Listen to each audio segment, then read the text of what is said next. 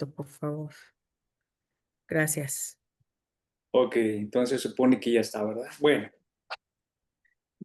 vamos a iniciar. Ahora yo voy a iniciar y después la doctora Melina. Entonces, eso con la finalidad de que ustedes recordarán que estábamos hablando de un ejercicio. El siguiente ejercicio era, vamos a recordar que estábamos buscando entender cómo aplicar las ecuaciones de Euler-Lagrange y vamos por completo, vamos a recordar el lagrangiano que estábamos usando. ¿Sí? Es el lagrangiano. Y recordemos aquí que el índice alfa es un índice de Lorentz que tiene los valores posibles 1, 2 y 3 en nuestra convención. ¿Sí?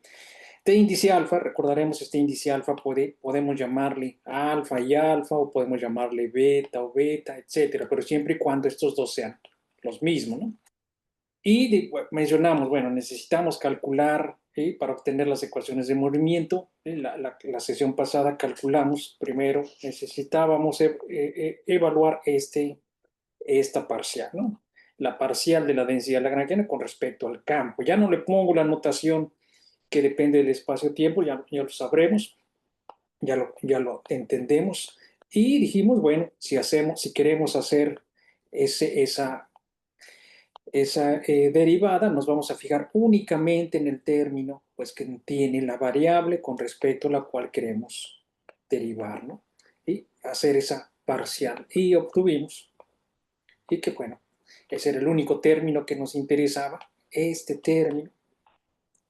Se va a hacer la parcial con respecto a esta variable y entonces obtuvimos que nuestro resultado es, me falta aquí un paréntesis, menos μ cuadrada, por fin. ¿Sí?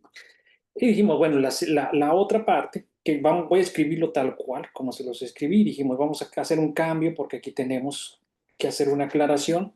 Y cuando yo lo escribí de esta manera, eh, no había pensado en que podíamos llegar a la siguiente confusión. ¿Sí? Mencionamos, bueno, vamos a hacer la parcial de la densidad lagrangiana. Y la densidad lagrangiana, los términos que nos van a interesar son los siguientes. Bueno, vamos a escribir los otros términos. Este. Y mencionamos, bueno, aquí tenemos algo que nos puede generar confusión. ¿Sí? Estos dos términos tienen alfa y alfa. Y recordaremos, índice repetido significa suma, con alfa igual a desde 0, 1, 2 y 3. Y aquí tenemos otro índice alfa. Entonces, esto nos va a generar confusión porque estamos en nuestra convención, índice repetido significa suma. Nos vamos a preguntar, ¿este se suma con este? ¿Está repetido? ¿O este con este? ¿O los tres de manera conjunta? Resulta ser que tiene que ser solamente por pares. El índice repetido significa suma. Entonces aquí tenemos un error de notación. Y vamos a aclararlo. ¿Por qué es el error de notación? Entonces vamos a aclararlo. Entonces vamos a retornar. Lo que vamos a hacer es cambiar estos índices y entonces vamos a indicar por qué los vamos a cambiar y cómo es que podemos cambiarlo. Entonces, el problema que tenemos en esta notación que yo escribí es que hay tres índices repetidos. Estos tres índices repetidos generan confusión. ¿Sí? Y para que ustedes no cometan ese error que tuvimos, bueno, que tuve, entonces esos índices repetidos generan una confusión porque nosotros sabemos que dos índices repetidos es suma. Ahora recordaremos, vamos a recordar para ver con quién se está realizando la suma, con este o este con este. Entonces vamos a recordar nuestra acción. Nuestra acción es la integral, ¿sí? Ya en teoría clásica de campos, de una densidad lagrangiana. L es nuestra densidad lagrangiana. Y toda esta cantidad es una cantidad que se llama invariante. Recordemos que invariante significa que no cambia, ¿no? Invariante ante transformaciones de Lorentz, las transformaciones que hemos mencionado. Ya hacemos uso de nuestras cualidades para reducir el lenguaje. Invariante ante las transformaciones de Lorentz, pues ya lo decimos de esta manera. Invariante de Lorentz, ya sabemos qué significa ante las transformaciones de Lorentz. Entonces, si este es un invariante, también se puede mostrar que L también es invariante, no solamente la acción, sino que también L, la densidad lagrangiana, es invariante. Nuevamente, reducimos el lenguaje, es un invariante de Lorentz, es decir, si realizamos una transformación de Lorentz, el lagrangiano va a quedar intacto, de la misma forma, no va a cambiar. Entonces, eso significa que L, recordaremos, qué objetos son invariantes ante estas transformaciones de Lorentz y empezamos a visualizar los 4 vectores, no son invariantes porque tienen una regla de transformación, sí van a cambiar, pero definimos unos objetos que son invariantes también. Estos objetos que son invariantes es el producto escalar entre 4 vectores o entre tensores. Y dijimos, bueno, este producto se puede escribir, por ejemplo, a alfa con a alfa. Este ya es un producto escalar. Y este es invariante. Si lo llevamos a otro sistema de referencia, las cantidades primadas, este objeto va a ser idéntico a este, ¿sí? En la forma. ¿Sí? Entonces, eso es un escalar de Lorentz. Y dijimos, bueno, ¿para qué vamos a requerir estos objetos? Bueno, recordaremos que el principio de relatividad especial nos decía, bueno, las leyes de la física deben de ser invariantes ante transformaciones de Lorentz, no deben depender del observador. Entonces, nuestras teorías físicas deben de estar construidas en términos de estos objetos o de objetos similares, ¿sí? Que sean tensores de primer rango, de segundo rango, un índice o 2 índices, pero que estén contraídos para indicar suma, para indicar un producto escalar y de esa manera pues entonces lo que estamos escribiendo es invariante, no cambia de forma ante las transformaciones de Lorentz. Entonces nuestro lagrangiano, ¿sí? Que es invariante de Lorentz, es invariante de Lorentz porque está escrito en términos de productos escalares. Y entonces vamos a revisarlo. Si lo revisamos, de hecho aquí lo tenemos, y vamos a analizar los términos uno por uno. Entonces uno de esos términos es mu cuadrada, este objeto al cuadrado.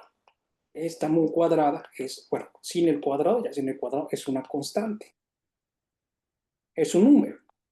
Entonces, si quisiéramos aplicar una transformación de Lorentz, es un número, no va a cambiar. Entonces, este es un número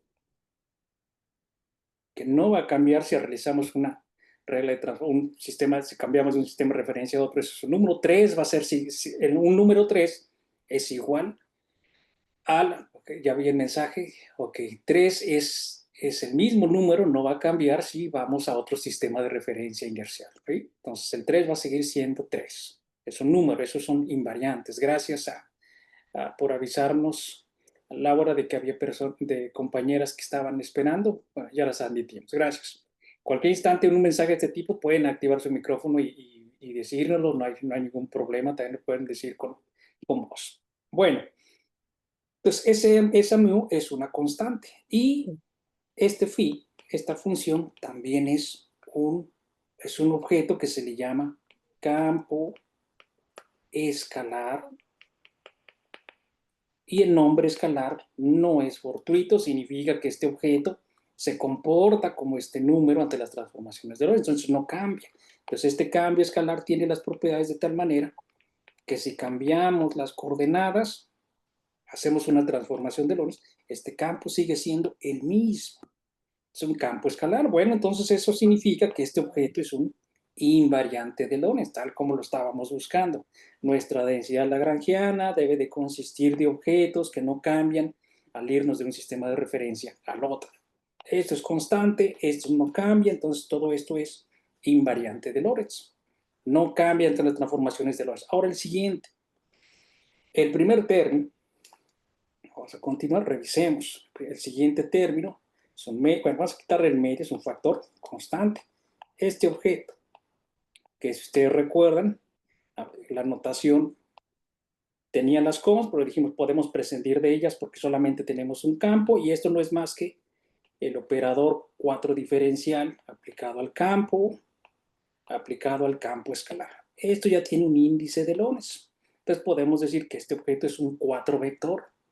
Los 4 vectores se cambian, pero aquí tenemos otro 4 vector, un índice abajo, un índice arriba, el mismo índice, alfa, alfa, índice repetido significa suma. Entonces aquí estamos indicando un producto escalar. ¿Producto escalar de quién? Del 4 vector, derivada del campo con el índice abajo, llamado covariante, y el 4 vector, la 4 derivada, actuando sobre el campo escalar con el índice arriba, que se le llama contravariante. Como está repetido, entonces esto es un producto escalar, como el que mencionamos aquí, esto. ¿Sí? Entonces, por lo tanto, este término es un producto escalar. Entonces, ¿qué significa que esto sea un producto escalar? Que si hacemos una transformación de Lorentz, pues en el sistema primado va a tener la misma forma. Le vamos a poner aquí un acento y primado. Entonces hacemos una transformación de Lorentz y va a ser idéntico en forma a este. No va a haber términos adicionales, va a tener la misma forma. Entonces es un invariante de Lorentz. Entonces, ¿a qué hemos llegado? A que toda la densidad lagrangiana es invariante de Lorentz. Bueno, entonces, ¿cómo hemos identificado que este es un producto escalar? Bueno, pues entonces, este objeto, índice repetido significa suma, es equivalente. Como está repetido y va a significar una suma, que es similar a hacer esto, phi 0, perdón, es la derivada, derivada 0, derivada del campo, derivada 0 del campo, después la primera covariante, primera contravariante, recordemos que índice repetido significaba suma, eso es lo que significa esa notación, la segunda, y la índice repetido significaba sumar ese alfa desde 0 hasta 3.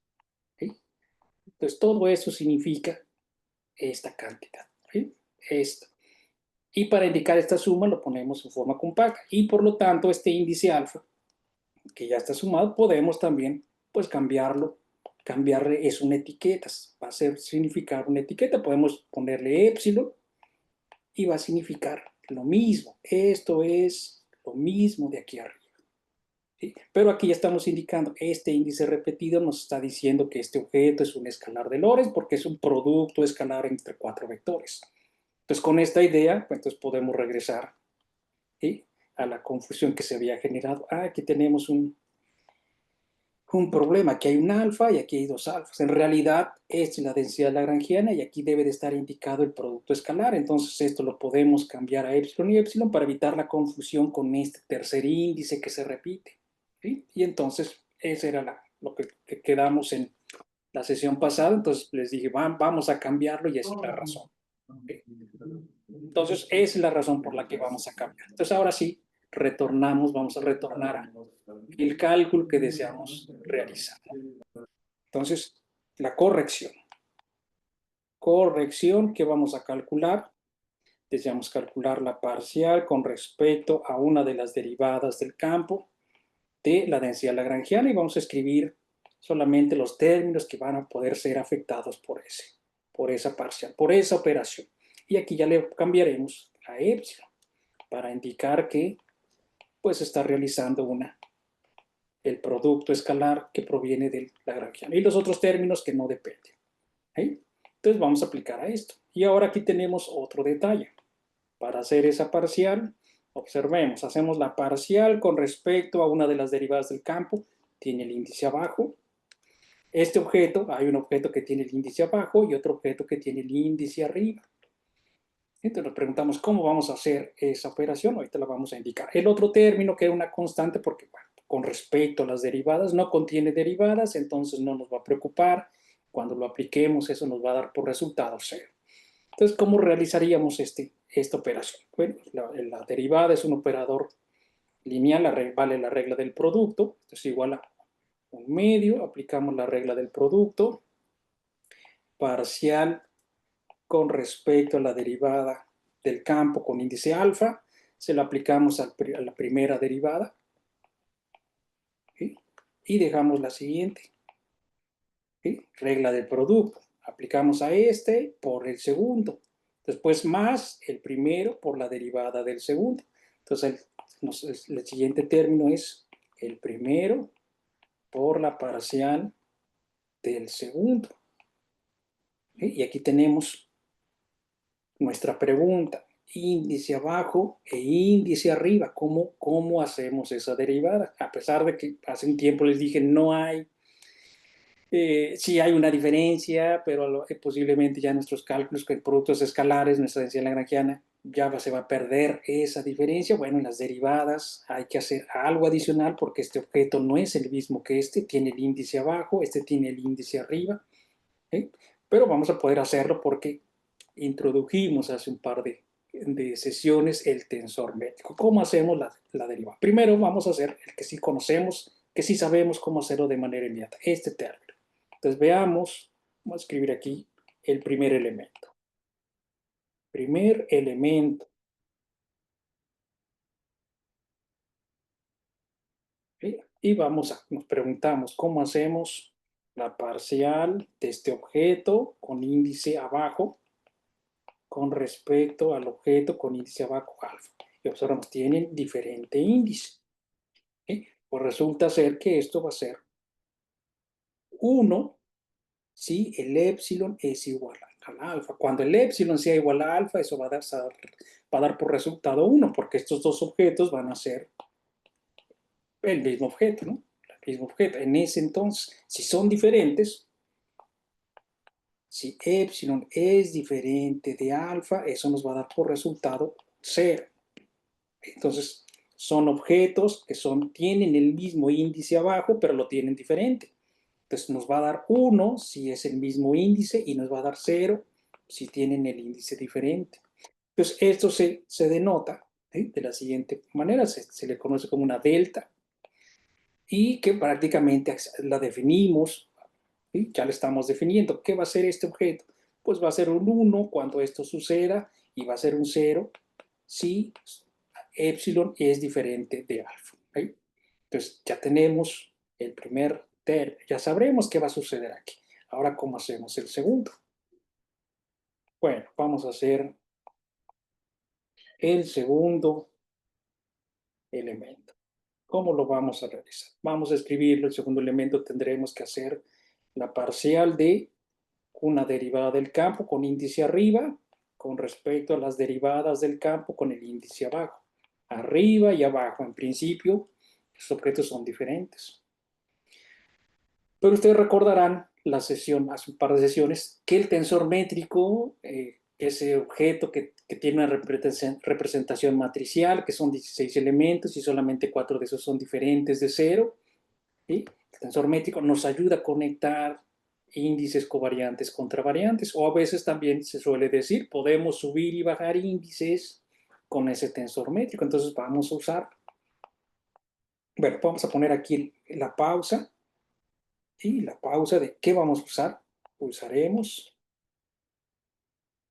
el tensor métrico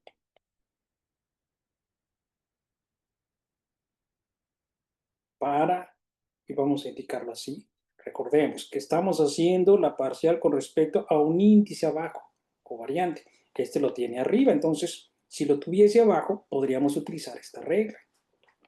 Entonces vamos a utilizar el tensor métrico para bajar este índice, de cierta manera. Entonces vamos a indicar, usaremos el tensor métrico para bajar el índice.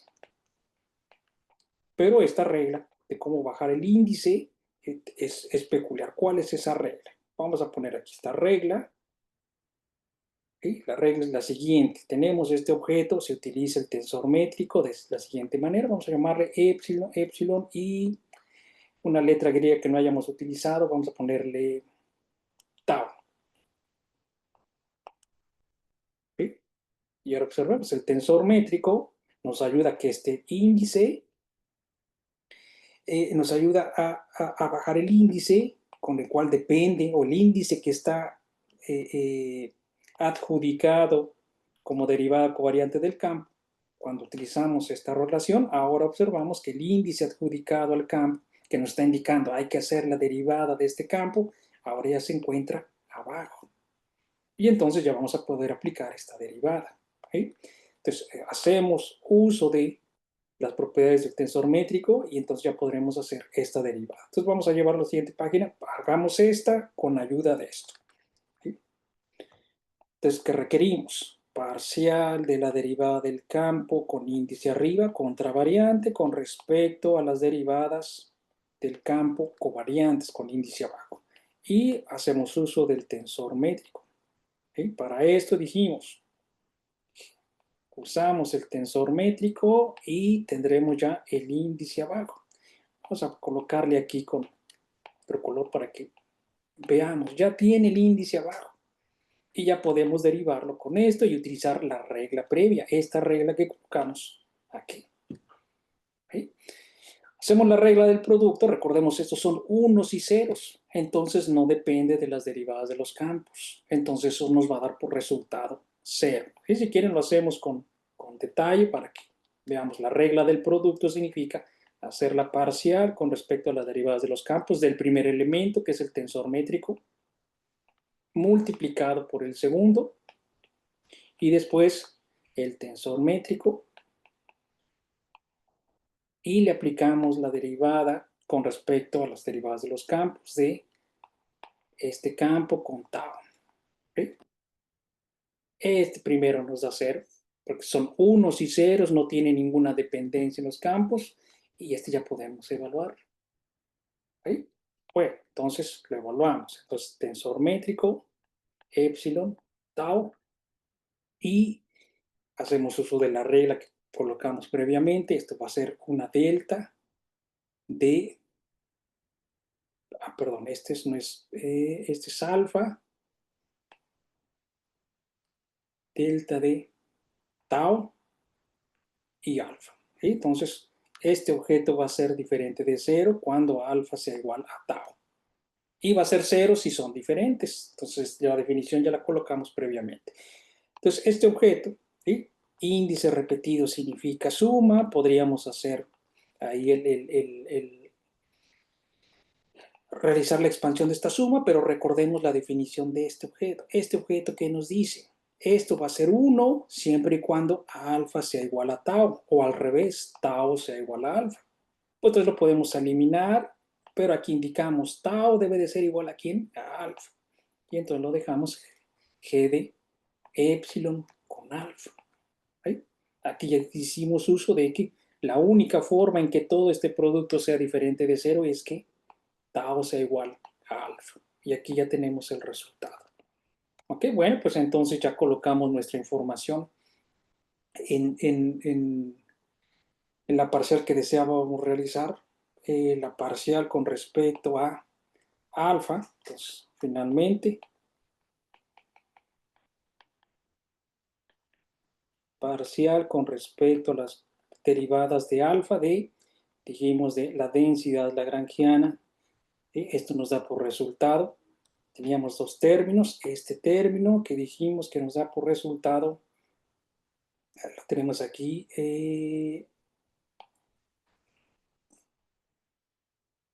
¿Dónde lo tenemos?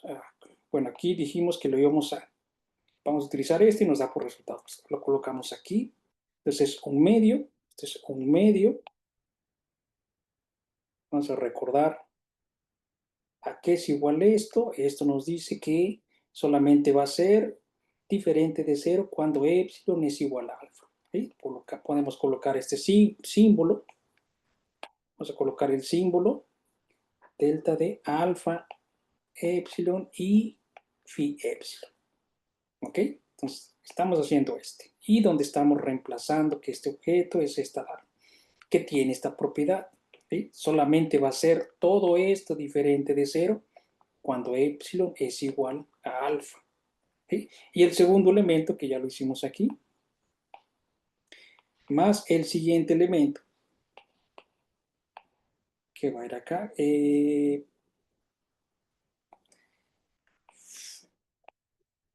phi epsilon por el resultado de esta derivada que nos da, déjenme, no está, tiene el índice abajo. ¿Quién debe tener el índice abajo? Epsilon con el tensor métrico E alfa. ¿Okay? Ya colocamos esa información. Entonces, ¿qué nos da por resultado? Bueno, el primer término nos dice, este producto va a ser diferente de 0 siempre y cuando epsilon sea igual a alfa. Entonces, podemos ya dejarlo indicado como sigue. Alfa. Ya estamos indicando que el resultado de este producto va a ser esto. Y el siguiente, pues usamos las reglas de las propiedades del tensor métrico. Este es tensor métrico. Índice repetido significa que lo que va a hacer esta operación es, este campo tiene una derivada con el índice abajo y lo que va a hacer es subirlo para producir el objeto o el índice alfa. Índice repetido significa suma, entonces esto va a significar lo siguiente. ¿Sí? ¿Cómo podríamos llegar a eso? A esto. Pues podríamos hacer la expansión. Recordemos, índice repetido significa suma, desde 0, después más el término 1, más el término 2, más el término 3, etc. Es esto. G epsilon alfa va a ser phi 0, G 0 alfa, phi 1, G1 alfa, phi 2, G2 alfa, más phi 3 tensor métrico 3 alfa. ¿Sí? Índice repetido significa suma. ¿Sí? Y nos damos cuenta que como ya este índice repetido está sumado, el único término que está sobreviviendo es el alfa. Entonces ese alfa va a sobrevivir y nos va a transformar este objeto. El objeto que está a la izquierda es igual al objeto que está a la derecha y el objeto que está a la derecha tiene un índice de Lorentz alfa en la parte superior. Entonces todo este objeto tendrá un índice arriba con etiqueta alfa. Por eso hemos colocado este alfa. ¿Ok? Y bueno, entonces ya tenemos por resultado que nuestra parcial de L con respecto a una de las derivadas del campo, estos términos son idénticos y entonces esto nos da por resultado un 2 veces este objeto con este 2 del denominador y nos queda phi alfa. Y hacerlo con cuidado, a lo mejor ustedes ya podrían haberse dado cuenta, pues es como si estuviésemos haciendo formas cuadráticas de funciones en variable real. ¿Recuerdan el lagrangiano? Esto es como si fuese hacer una forma cuadrática, es un símbolo a final de cuentas, entonces hacemos la variable, la parcial de esa variable, que es un símbolo. Aquí ese símbolo está al cuadrado, entonces era obvio, ustedes ya pueden revisar, pues era obvio que nos fuese dar eso, ¿no? Pero tendríamos que verificarlo. Y después la otra parcial, ahora con respecto a este símbolo, ¿dónde lo encontramos? Aquí está en forma cuadrática. Recordamos cómo se hace en variable real, pues si es una forma cuadrática, pues entonces pueden decir, pues sí era equivalente a el término que colocamos. Bueno, ya aquí ya no lo puse, pero lo hicimos, aquí está, ahí está. Y hay que hacerlo con cuidado, ¿no? En este caso, pues teníamos que cerciorarnos de que pasaba eso. Y bueno, entonces ya tenemos los ingredientes para construir, ¿sí?, nuestra ecuación de Euler-Lagrange. Entonces, recordamos, ya tenemos la ecuación de los elementos de las ecuaciones de Euler-Lagrange. ¿Sí? Las ecuaciones de Euler-Lagrange o la ecuación, bueno, debería ser ecuación. Nos dice que hay que hacer la parcial de la lagrangiana con respecto al campo. Ahora ya no le ponemos el índice R porque nuestra teoría solamente tiene un campo y la cuatrodivergencia o cuatroderivada de la parcial de L con respecto a una de las derivadas del campo igual a 0. Ya calculamos esto, ya calculamos esto. Entonces reemplazamos por lo que hayamos calculado. ¿Sí? Reemplazamos. ¿Sí? Y obtendremos el primer término, nos dio menos u cuadrada por phi. Y después tenemos el siguiente, vamos a ver, tenemos aquí un mensaje. Como regla general, sí, para este tipo, sí, es el Grandi. De esa manera va a ser, bueno, si quieres hablar y hacer las preguntas específicas de la regla general de cómo hacemos estos cálculos, sí, ¿sí? De cómo usamos el índice, de subir y bajar los índices con el tensor métrico, eso es correcto, siempre se va a hacer así. Hay otra forma, pero podríamos haberlo hecho hacer, digamos, tomar un atajo que estaba respaldado por lo que hemos hecho aquí. Entonces, a lo mejor alguien puede decir, es que yo he visto que otros profesores lo hacen mucho más rápido. Sí, está respaldado por esto. Para no utilizar el tensor métrico, podríamos haber dicho lo siguiente. Y con esta idea que nos dice Erandi, bueno, se puede hacer algo más sencillo. Bueno, déjenme escribir esto y ahorita les menciono cómo podríamos evitar esos pasos, ya que lo hicimos una vez y ya lo entendemos. Entonces podemos generar una especie de atajos para no hacer todo ese desarrollo y visualizar que se puede hacer mucho más rápido. Vamos a colocar primero lo que hemos obtenido. El siguiente es, perdón, parcial derivada covariante de lo que obtuvimos, y esto era el campo, su derivada contravariante, índice arriba, igual a 0. ¿Sí? Reescribimos la ecuación. Ahorita vamos a la pregunta que nos hicieron. Y parcial alfa de que esto alfa igual a 0. Aquí ya le puse la dependencia, vamos a quitársela. Es el índice global, lo podemos hacer positivo. Vamos a ponerle ya la dependencia y recordar. Vamos a recordar esta notación para reescribir esta ecuación de una forma más familiar que a lo mejor algunos de ustedes ya conocen. Recordamos qué significaba esta notación. Esto no es más que la derivada con índice arriba aplicado al campo. ¿Sí? ¿Por qué lo hicimos? Aquí es positivo. ¿Por qué lo hicimos? Para poder reescribir esta ecuación. Si observamos, este es el campo, simplemente está siendo multiplicado por m cuadrada, y aquí en el segundo término tenemos que aplicarle esta derivada y también esta derivada. Entonces podemos construir una estructura como sigue. Todo este objeto se lo vamos a aplicar, o vamos a decir, lo multiplicamos y se lo vamos a aplicar a lo que está a la derecha, que es el campo. Y aquí identificamos que este producto escalar de derivadas covariantes no es más que el objeto llamado el operador de Allenbertiano, o de Allenberg, ¿no? Y la ecuación que hemos obtenido, esto se le llama la ecuación de Klein-Gordon, que uno después puede buscar, bueno, ¿qué representa esa ecuación de Klein-Gordon? ¿Qué representa este objeto? ¿Qué representa este objeto? Y bueno, ¿qué información me va a dar esta ecuación que se deriva de una densidad lagrangiana? O más aún, nos podemos preguntar, bueno, si yo tengo esta densidad lagrangiana y ya sé que con las ecuaciones de Euler-Lagrange obtengo la ecuación de Klein-Gordon, bueno, ¿qué información me da la lagrangiana? ¿Qué simetrías puedo derivar o puedo observar que tiene la densidad lagrangiana? Y ese conjunto estas características de simetría son temas o tópicos que están viendo o que van a ver con el doctor Lau. Entonces lo vamos a dejar para que no hagamos un un sobre repaso de este tema. Entonces lo van a ver con él. Pero lo que sí vamos ahora a enunciar es qué información tiene esta ecuación de Klein-Gordon, pero primero vamos a responderla. ¿Se puede calcular más rápido?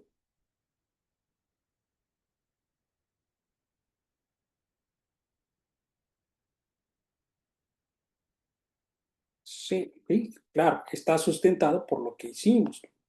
Entonces todo esto que hicimos fue para derivar esta pieza. ¿Sí? Entonces vamos a hacer lo siguiente, observemos, vamos a hacer lo siguiente. Resulta ser que el objeto que íbamos a derivar, o que queremos derivar, este objeto, como es un producto escalar, también se puede escribir, perdón, de esta manera. Si subo un índice, bajo el otro. ¿Y esto por qué? Debido a la presencia del tensor métrico, bajamos este y subimos este. Entonces, con ayuda de ese tensor métrico podemos establecer esta igualdad. El primero abajo, el segundo arriba, o el primero arriba y el segundo abajo. Y entonces esto me da la idea de que con el tensor métrico se hace eso. Esto me da una idea. Entonces, cuando yo haga la parcial con respecto a un índice que se encuentre abajo, pues yo puedo decir, bueno, cuando se lo aplique a este, pues este está abajo y este está arriba. La regla del producto. Entonces, parcial con respecto a phi alfa de este objeto aplicado a este objeto. Aquí está el índice abajo, y aquí sé qué es lo que sucede. Y después cuando apliquemos la regla de producto, ahora dejamos el de lado y se le vamos a aplicar este objeto al segundo. Entonces vamos a escribirlo de esta manera para entenderlo. Ya después haremos la regla o el atajo. Ahora tendremos que aplicar este objeto, vamos a dejarlo así indicado. ¿A quién se lo vamos a aplicar? Al segundo. Voy a escribirlo así, pero vamos a indicar una flecha. Ahora se lo vamos a aplicar a este. ¿Sí? Perdón, aquí ya puse los dos índices abajo. Entonces, era el producto. Se lo aplicamos al producto, se lo aplicamos al primero, ya está, y después se lo tendremos que aplicar el segundo. Cuando lo vayamos a aplicar el segundo, bueno, yo ya sé que esto es equivalente a quién, a esto. Bueno, pues entonces, sabiendo que existe el operador o el tensor métrico, yo sé que en algún instante, perdón, aquí ya es, así está bien, puedo poder hacer subida y bajadas de índices, entonces yo puedo decir, bueno, antes de operar, yo transformo este objeto y lo coloco ahora, este arriba y este abajo, ¿sí? Y aquí estoy indicando, se lo voy a aplicar a este objeto. Y ahora sí ya lo puedo hacer, entonces, sin necesidad de estar usando el tensor métrico, ya lo hicimos una vez, ustedes ya lo vieron aquí, entonces de ahora en adelante sabrán qué hacer. Entonces el siguiente término, entonces es el campo, derivada del campo con índice arriba, parcial con respecto derivada del campo con el índice abajo, del campo con índice abajo. Y ya los tengo los dos abajo, ya sé qué puedo hacer, aplicar la regla que vimos hace un momento de cómo se hace esa derivada. ¿Sí? Entonces ese es un atajo, ¿sí? Pero que está sustentado en el objeto llamado tensor métrico que nos ayuda a subir y a bajar índices. ¿Sí? Y ya con la experiencia, entonces uno va observando ese tipo de cosas e incluso ya con la experiencia, cuando hagan esta derivada, pues ya van a saber cuál va a ser el resultado. Un 2, un factor de 2 por uno de esos objetos con el índice de el operador que nos está diciendo haz la derivada de las derivadas de los campos con índice alfa. ¿Sí? Bueno, entonces eso era para hacer un análisis de que podemos hacer después, ir recortando esos pasos. Ahorita es para que observen todo el detalle, pero con el tiempo esto va a ser mucho más simple, ¿no? Es como cuando aprendemos a hacer derivadas, ¿no? Al principio se nos dificulta la fórmula y ya después ya es automático. Ahora vamos a revisar qué información nos da la ecuación de Klein-Gordon. ¿Sí?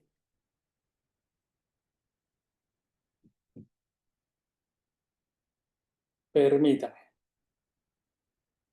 ¿Qué información nos da la ecuación de Klein-Gordon?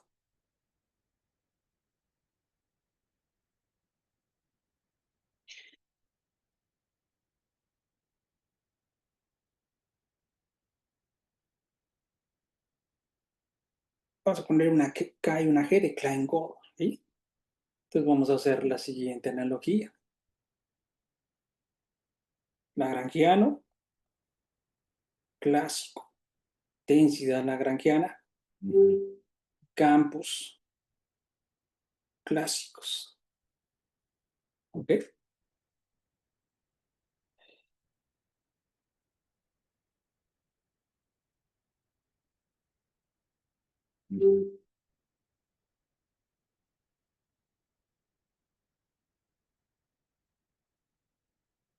Pues déjenme acabar con esto y ahorita ya vamos a continuar con la doctora Melina, ¿no? Entonces, eh,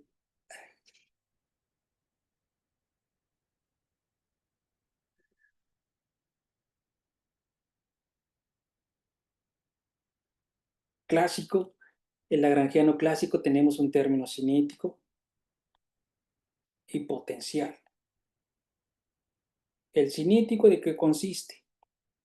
P cuadrada sobre 2m, una forma cuadrática en el momento. Y el lagrangiano de un campo clásico que tenemos, derivada covariante y este objeto. ¿Sí? Entonces, lo que tenemos aquí son derivadas y están en forma de un producto escalar. Entonces, este término es equivalente al término cinético de lagrangiano clásico. Y este objeto no es un potencial, bueno, alguien puede decir, a lo mejor en algún instante puede considerarse como un potencial, pero este objeto se va a identificar, posteriormente lo veremos, como un término de masa, que no hay aquí en el término clásico. En la teoría clásica no hay un término de masa. Aquí en campos clásicos, este término que tenemos aquí se le va a conocer como un término de masa.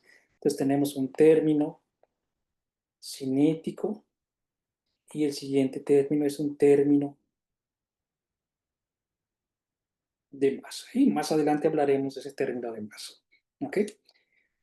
Bueno, hasta aquí llegamos para terminar el ejercicio. Entonces ahora vamos a escuchar a la doctora Melina que nos va a dar una introducción de mecánica cuántica para saber, es una teoría clásica, necesitaremos ahora realizar una cuantización y vamos a hablar por qué necesitamos cuantizar. ¿Ok? Bueno,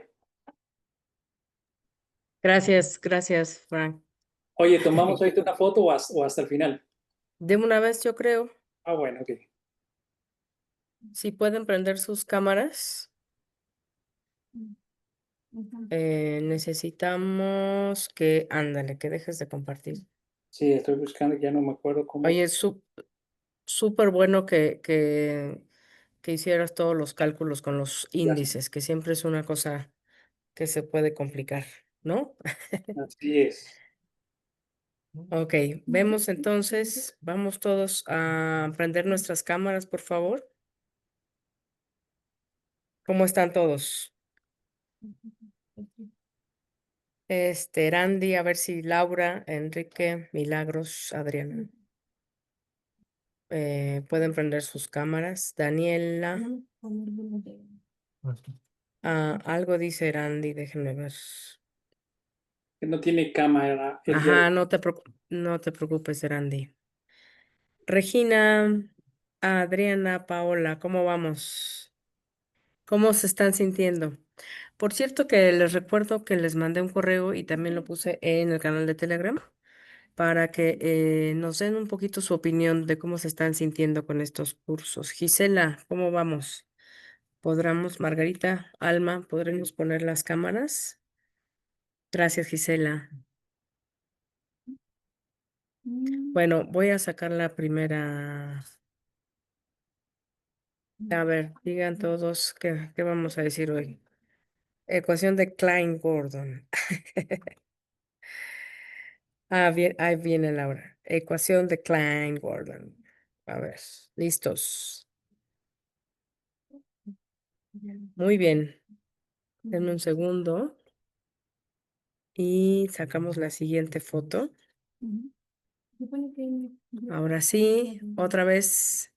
Regina ya, Adriana, ¿cómo vamos? Margarita, Alma, ¿no se puede? Decimos Klein-Gordon. Listos. Perfecto. Gracias. Gracias, Regina. Gracias a todas, a todos los invitados también. Gracias, Laura. Bueno, o sea, sé que está súper interesante lo que está haciendo el doctor porque nos ayuda a ir paso a paso en esta estructura de 4 dimensiones de las ecuaciones cuadridimensionales y usar estos cuadrivectores y los índices, ¿no? Y cómo se generan estas operaciones a través de los índices. Siempre es muy bueno, siempre, digamos, estar practicando, ¿no? Bueno, entonces voy ahora a compartir mi pantalla. ¿Todo el mundo me escucha bien? Sí, muy bien. Ok, gracias a todos. A ver, ya saben, yo parto desde cero, casi, casi. Pero considerando que puede haber, gracias, Laura, puede haber algunas de nosotros que no hemos llevado mecánica cuántica, entonces vamos a ver un así rapidísimo. Ya saben que esto es así como muy, muy rápido, muy abreviado, pero un sistema cuántico, ¿ok? Entonces, ¿qué es un sistema cuántico? ¿Dónde aparece la mecánica cuántica? Pues van a ser todos los sistemas en los que la longitud de onda de Broglie, que vamos a asociar, vamos a ver que cualquier partícula, digamos, de momento P va a ajustarse a una longitud de onda lambda en términos de o asociada con la constante de Planck. Entonces, cualquier sistema que tenga una longitud de onda mayor que esta longitud de onda, va a requerir ya aplicar mecánica cuántica. Y por lo tanto, las partículas fundamentales de las que nosotros estamos hablando, fotones, electrones, quarks, incluso protones y también moléculas, estructuras moleculares, aunque no nos vamos a meter en esa parte, ya son, la longitud de onda puede ser mayor, la longitud de onda asociada puede ser mayor a esta estructura em, de los sistemas, ¿ok? Entonces, recordar que la longitud de onda está asociada al inverso del momento lineal. Y bueno, no está de más a revisar, por ejemplo, la constante de Planck, el orden de la constante de Planck en joules por segundo, el orden de la masa del electrón, el orden de la masa del protón. Entonces ya son cantidades que son muy, muy pequeñas respecto de las unidades que nosotros estamos acostumbrados a manejar. Y por ende, son partículas que van a estar van a estar sometidas, digamos, a la estructura cuántica, ¿ok? Bueno, y aquí nada más hacemos la conversión a electron volts, que sería la unidad de energía asociada a las partículas fundamentales, ¿ok? Entonces, ¿cuáles son los postulados así en resumen de la mecánica cuántica? ¿Qué es lo que nos dice la mecánica cuántica y que tenemos que considerar?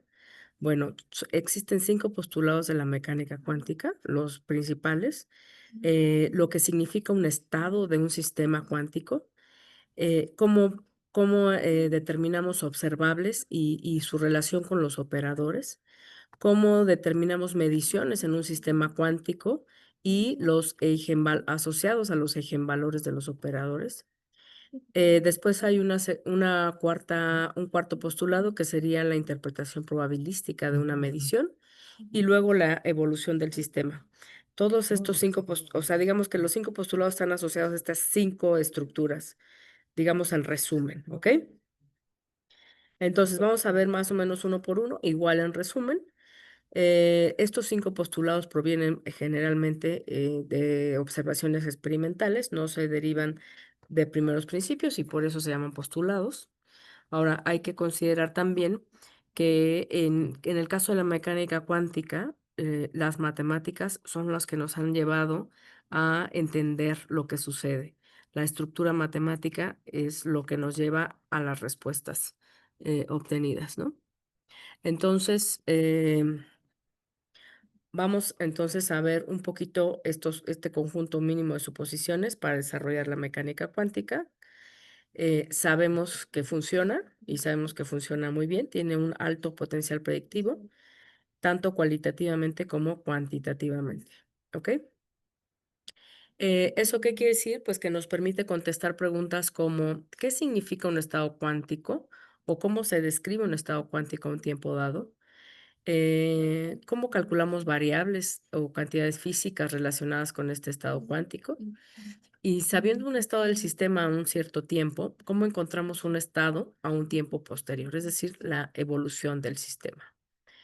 Em, ok, entonces sobre el estado del sistema, eh, ¿cómo se describe el estado del sistema cuántico? Pues es lo que nos va esa información viene en la función de onda. Toda la información del sistema cuántico viene establecido en la función de onda que puede depender del espacio y del tiempo. Pensando en un esquema de Schrödinger, porque también se puede establecer un esquema de Heisenberg utilizando operadores que son los que dependen del tiempo. Vamos a utilizar ahorita el esquema de función de onda, de ecuaciones diferenciales que es el esquema de Schrödinger. Un poquito para explicar. Entonces, la función de onda es la que contiene toda la información disponible del sistema y la densidad de probabilidad sobre que un sistema esté en cierto estado va a estar asociado al cuadrado de esa longitud esta función de onda, perdón. Esta función de onda descrita por la letra griega psi y es en general una función compleja, puede ser real, pero en general es compleja, ¿ok? Recuerden que para variables continuas se puede establecer un elemento diferencial de probabilidad, ¿no? y podemos establecer, por ejemplo, en el espacio un elemento dr diferencial del espacio tridimensional que nos va a dar una probabilidad, por ejemplo, de encontrar a la partícula en ese espacio tridimensional, pensando en estas observables continuas.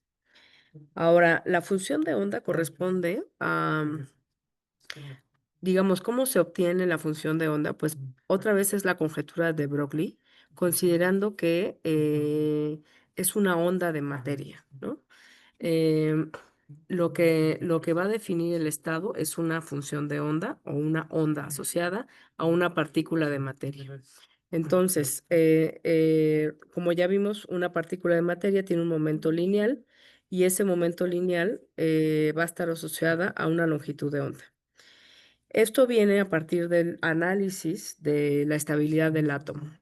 Tanto de Broglie como Bohr buscaron establecer cómo era posible que el átomo fuera estable, ¿no? Que el átomo de hidrógeno fuera un ente estable y que el electrón no decayera en espiral, irradiando fotones o energía hasta llegar al núcleo, hasta pegarse con el núcleo atómico, que es por la estructura de atracción de cargas eléctricas, ¿no?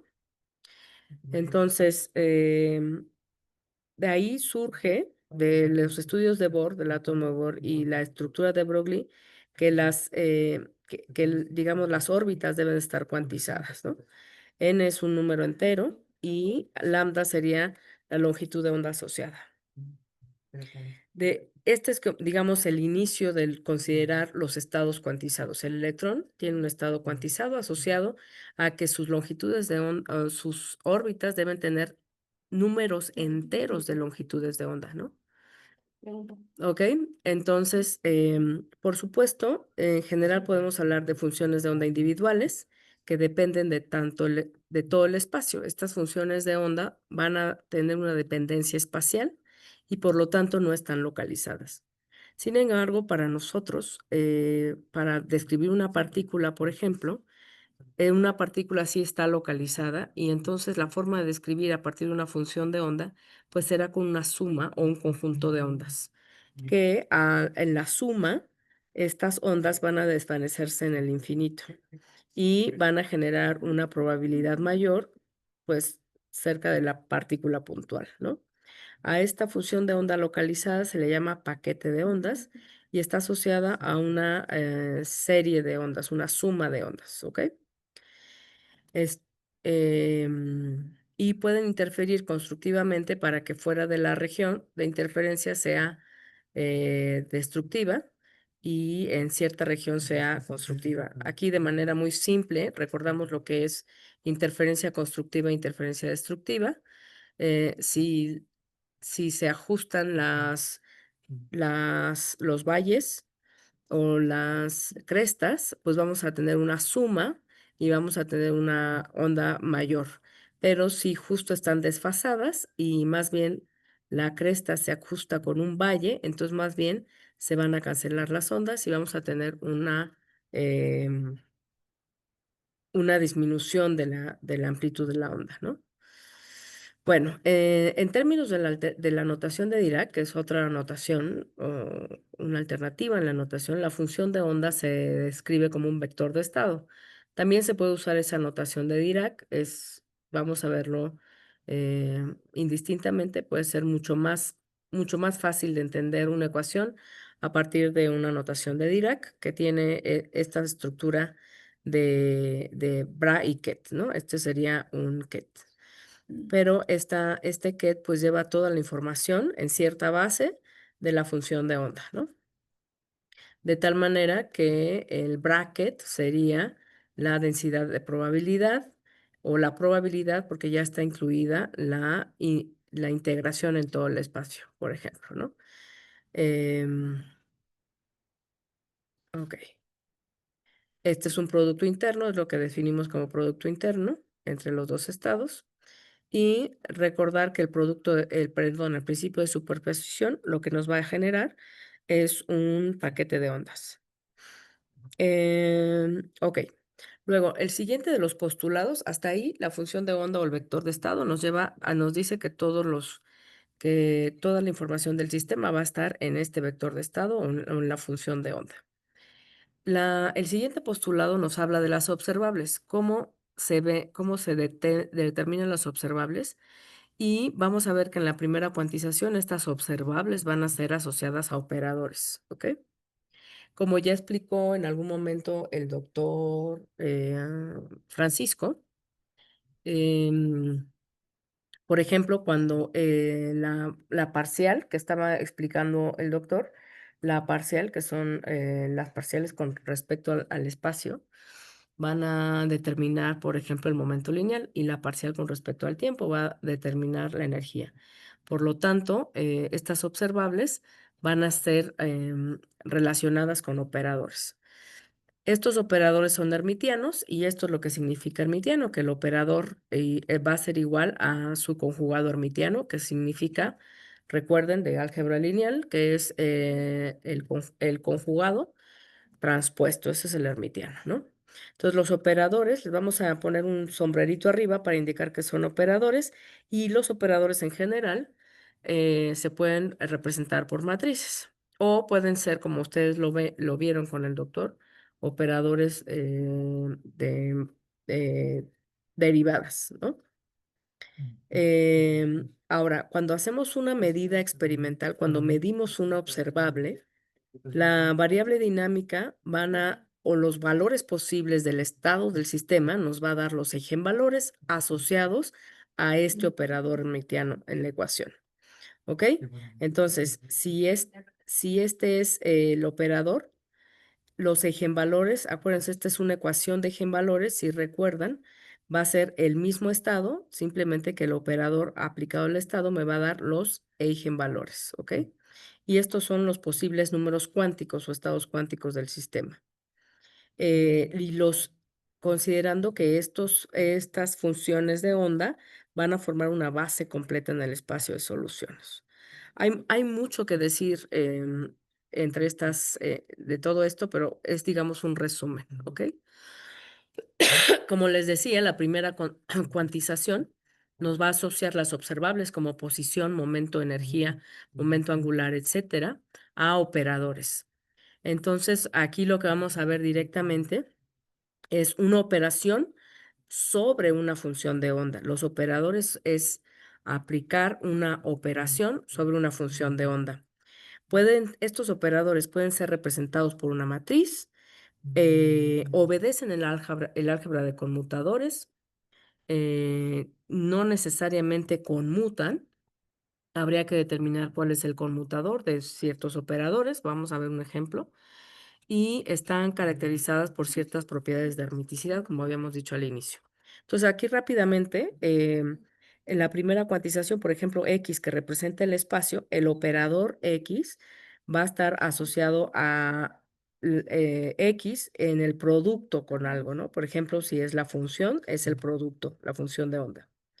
El operador momento lineal, que que es vectorial, por ejemplo, si solo pensamos en la dirección X, va a estar asociado a la primera derivada con respecto a X. Y si fuera con respecto a Y, pues sería la parcial con respecto a Y. Y si fuera Z, pues igual, la parcial con respecto a Z, dependiendo de las coordenadas. Y aquí vamos a tener siempre la constante de Planck barra, que es sobre 2pi. De tal manera que el operador momento lineal vectorial, pues va a ser justo el operador em, nabla, ¿no? O gradiente. Siempre es aplicado a una función. Es algo que opera sobre una función. Ahora, recuerden que lo que nos dijo el doctor Francisco, que ya tenemos 4 dimensiones, entonces el cuadrivector va a implicar la parcial con respecto al tiempo en la primera componente, ¿no? Y va a estar asociada a la energía. Em, ok, entonces, si tenemos una variable dinámica A, em, este estado, vamos a ver, perdón. en una función, en un sistema cuya función de onda es phi x de t, cambia del estado del sistema phi de t a una phi n de t. Entonces, si un sistema ya está en en estado de una observable A, la medición de A pues nos llevará con certeza al correspondiente valor, eigenvalor de AN. ¿Ok? Siempre y cuando, acuérdense que estos valores, eigenvalores, son números que están cuantizados. ¿Ok? En el caso de la función de onda, digamos, para describir el valor esperado o promedio de la observable, aquí hablamos de que vamos a tener un bra y un ket, asociado, acuérdense, a que se ensandwicha la observable entre la función de onda compleja, conjugada, y la función de onda. Y aquí podemos ver, esto estamos en el espacio tridimensional, ¿no? En la base del espacio. Entonces podemos calcular el valor esperado de A en una función de onda descrita en el espacio. Ahora, ¿cómo eso es en cuanto a la interpretación probabilística, que ya estamos, perdón, en el cuarto postulado, cómo calculamos o cómo se determina la interpretación probabilística de una medición? Este sería el valor esperado de una función y estamos en la base del espacio. Ahora, la evolución de un sistema en la dependencia se vería la dependencia temporal de la función de onda. Y esto es lo que nos da la ecuación de Schrödinger dependiente del tiempo. ¿Hasta aquí vamos bien? Ok. Y la ecuación de Schrödinger dependiente del tiempo, vamos a ver que va a ser una ecuación diferencial. Ya habíamos hablado de esta ecuación. De hecho, creo que el doctor Lau les había dicho que esta ecuación no es covariante. Estamos hablando solo de mecánica cuántica. No estamos metiendo todavía la estructura covariante de relatividad especial. Entonces, pero nos ayuda a entender la mecánica cuántica. Aquí estamos hablando solo de mecánica cuántica, ¿ok? Y nos va a ayudar a entender cómo aparecen ya después, más adelante, los operadores de creación y aniquilación. Ok, esta es la ecuación de Schrödinger dependiente del tiempo y en este caso, en esta eh, forma de ver la mecánica cuántica, lo que va a depender del tiempo es la función de onda. En la versión de Heisenberg, la función de onda o digamos los estados no dependen del tiempo, sino hay un operador de evolución. Pero ahorita no nos vamos a meter directamente en eso. Ahora, para determinar lo que se hace para determinar, digamos, la parte temporal es asumir una separación de estados estacionarios, una separación de variables. Las que han visto cómo se resuelven ecuaciones diferenciales parciales en dos variables, podrán saber que se puede escribir una función de onda como separando las variables temporal de la espacial. Y separando la parte temporal vamos a encontrar los estados estacionarios y nos va a quedar una ecuación de Schrödinger independiente del tiempo. Esto es lo que decíamos, para el formalismo de Heisenberg, los estados no dependen del tiempo y son los separadores los que evolucionan, ¿no? Entonces, ¿cómo obtenemos la función de onda a partir del sistema físico? Pues a partir de la ecuación de Schrödinger. Como les decía, esta es la ecuación dependiente del tiempo y a la hora de separar variables encontramos los estados o la ecuación independiente del tiempo para estados estacionarios. Entonces ya separamos variables, resolvemos la ecuación temporal y nos va a quedar la ecuación que depende. En este caso vemos que solo tiene una dependencia espacial, pero igualmente podría tener la dependencia tridimensional, ¿no? Se vería de la misma manera. Y vemos que aquí ya la parte temporal nos va a indicar la energía. Ahora, si recordamos la cuantización de los operadores nos dice que la segunda derivada, o bueno, que la primera derivada del operador derivada está asociado al momento lineal. Entonces, una segunda derivada estaría asociado con el momento lineal al cuadrado. Y por lo tanto, podríamos ver que esto, bueno, el momento lineal al cuadrado con un signo menos, porque acuérdense que había una i, y la h barra al cuadrado, y entonces este término de aquí es exactamente la estructura de la energía cinética y este sería la estructura de la energía potencial, de tal manera que el término cinético más el potencial, que el potencial pues va a depender del sistema, cuáles son los potenciales que están haciendo interacción o que están manifestándose en cierto sistema, ¿no? Y eso nos va a dar justo la energía total del sistema. Entonces podemos ver esto como el operador hamiltoniano aplicado a la función de onda igual a la energía por la función de onda.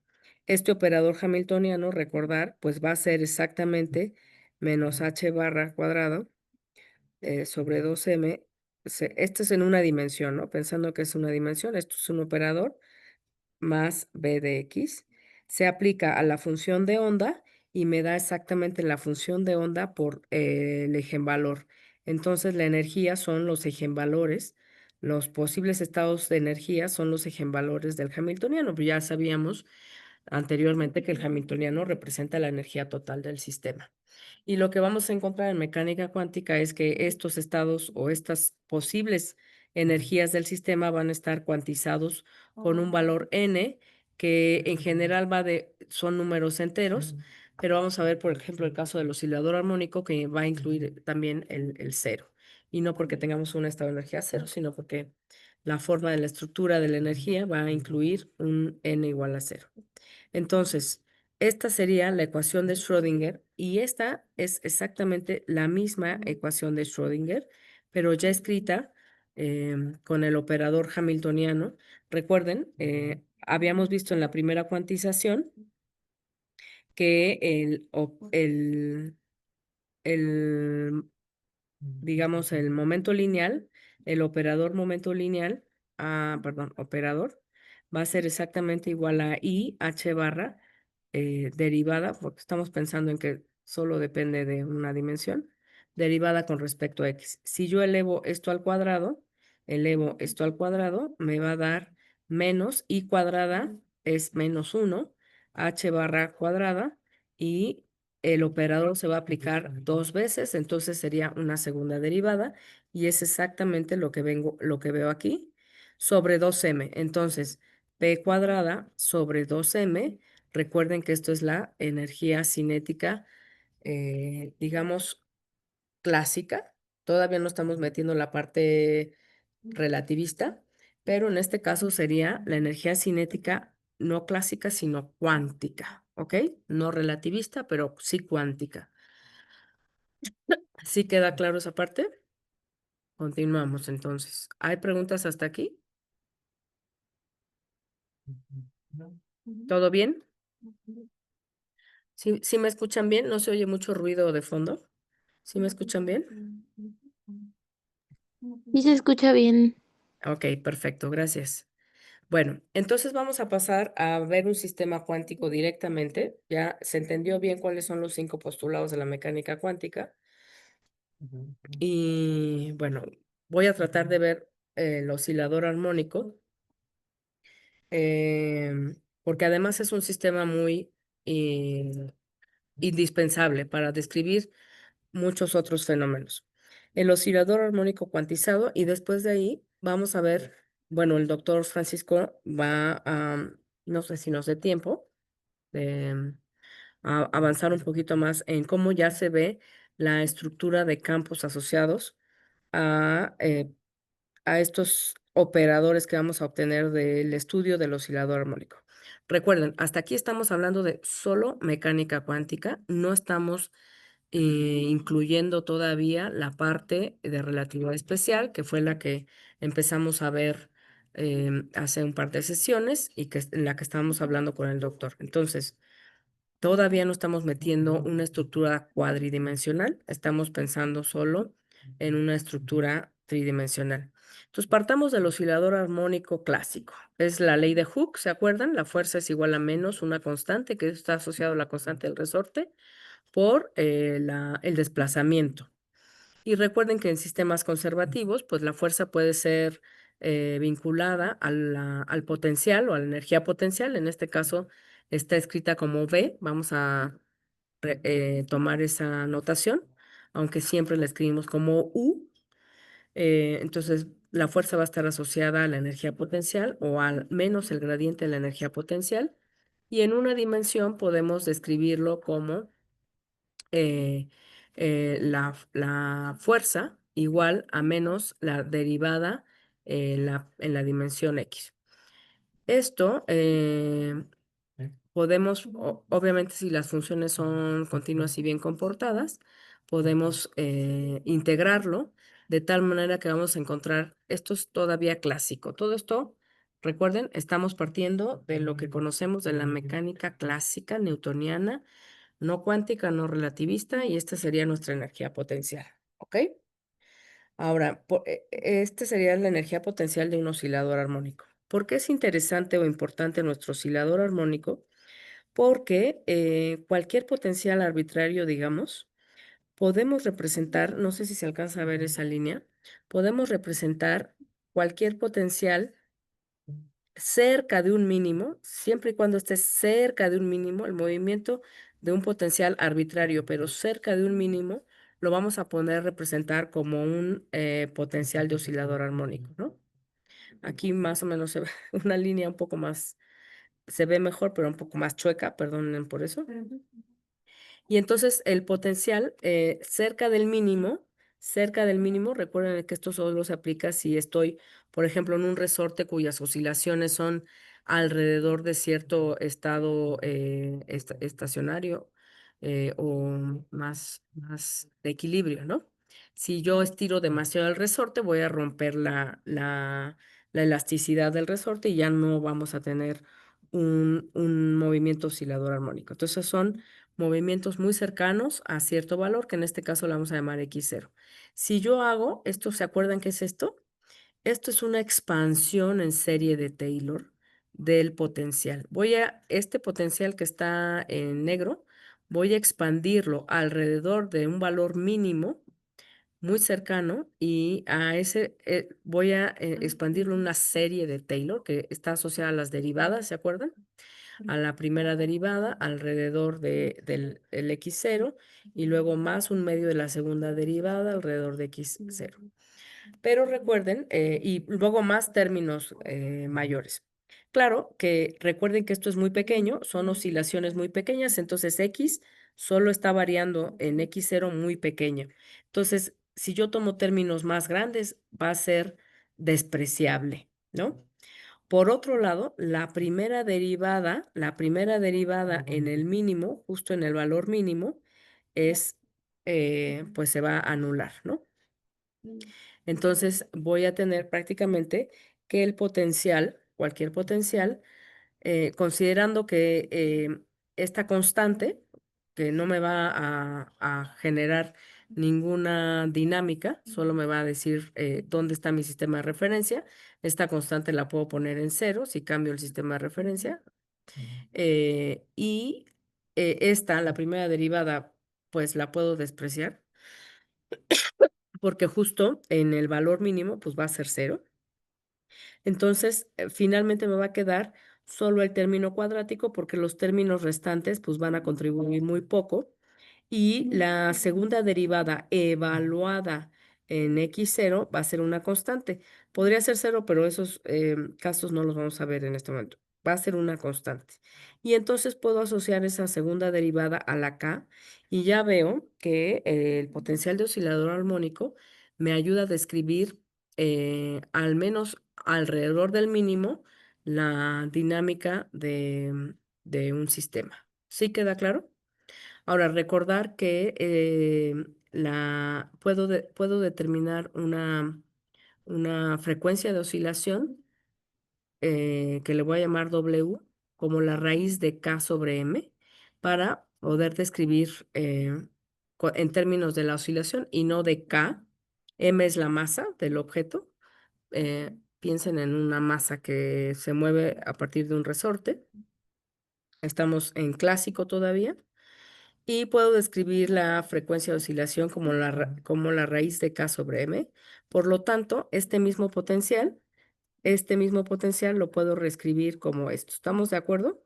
Este sería el potencial de oscilador armónico, que ya dijimos que además puede representar el movimiento cerca de un mínimo de un potencial arbitrario. ¿De acuerdo?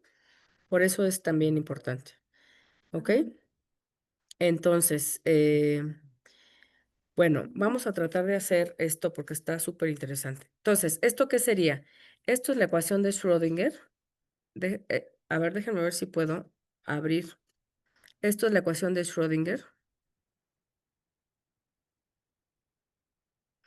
para el oscilador armónico. ¿Estamos de acuerdo? Esto va a representar la energía cinética y esto es la energía potencial aplicado a la función de onda y por lo tanto voy a tener H de phi es igual a la energía por la función de onda. ¿Hasta aquí vamos bien?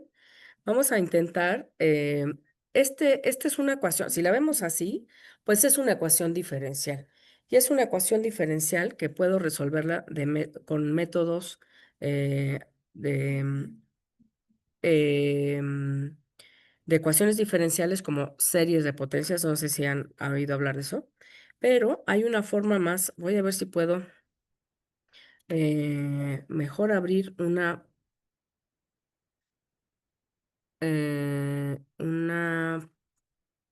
a ver si puedo abrir una, ay, ¿dónde está? Una pantalla, pero no veo, espérenme, déjenme abrir una pantalla, un whiteboard, ¿no? Ok,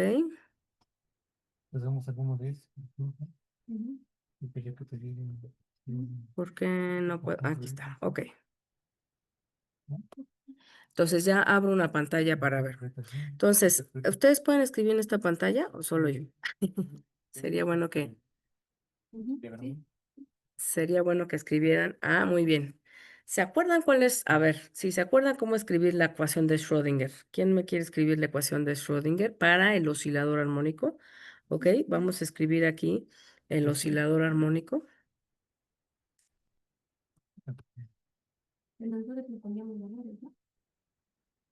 Ok. ¿Se acuerdan? Bueno, una forma de escribirla rápidamente es pues con el... Ah, espérenme. em, no soy tan ducha como el doctor. en esto. El oscilador armónico, la ecuación de Schrödinger para el oscilador armónico, pues va a estar asociado a el operador hamiltoniano para el oscilador armónico. ¿Estamos de acuerdo?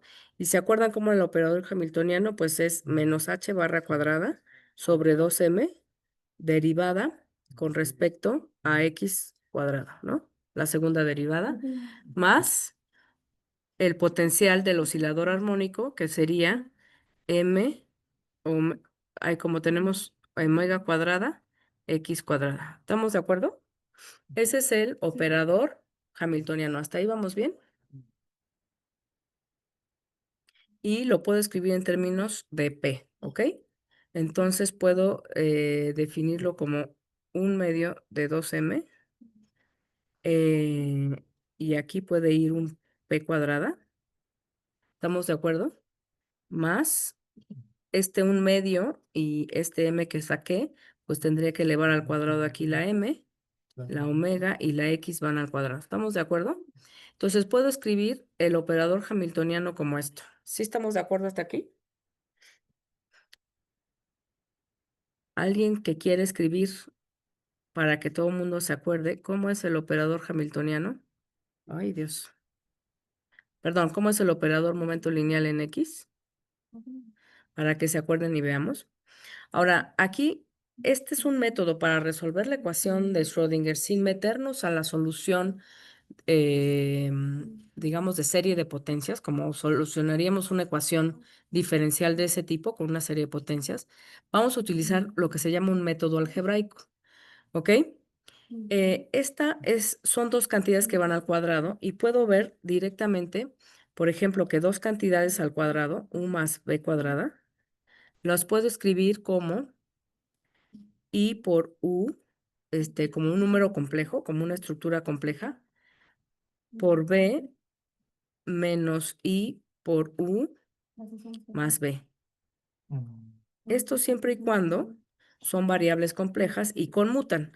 Entonces me va a dar, por supuesto, i por i es menos 1, por el menos me da u cuadrada, y luego ui por b me va a quedar más i u por b menos i u por b más b cuadrada.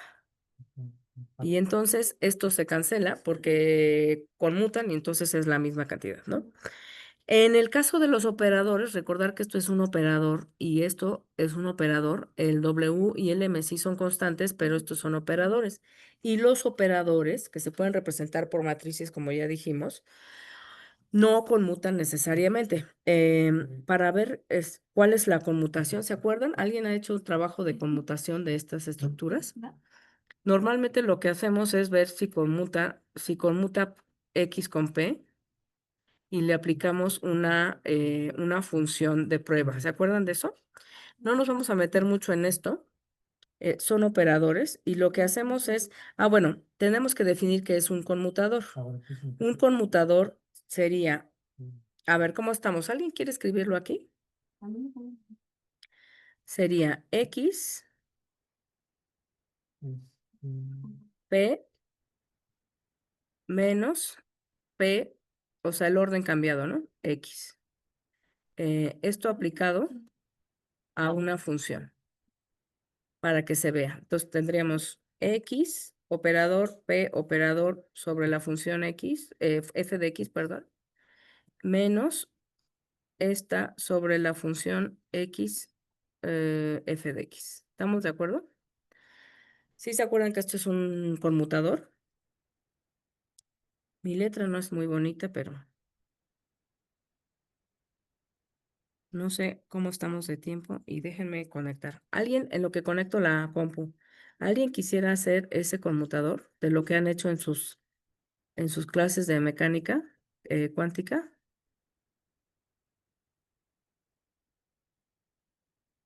Recuerden, este conmutador sería IH barra, la derivada, estamos en una sola dimensión, la derivada con respecto a X, y X operador va a ser igual simplemente a X que multiplica, ¿ok? ¿Alguien se acuerda cómo hacer en lo que conecto mi compu?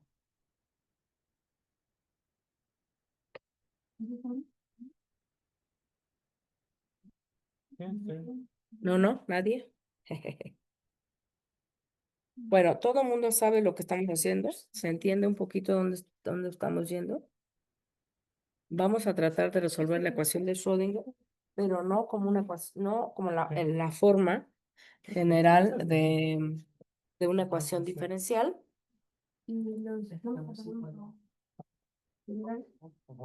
Esto. Ay, bueno, ahorita lo conecto.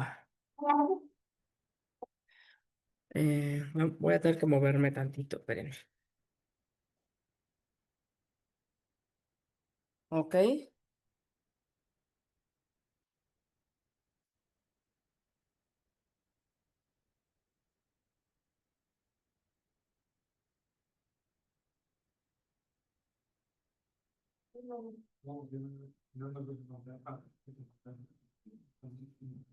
Ok, listo.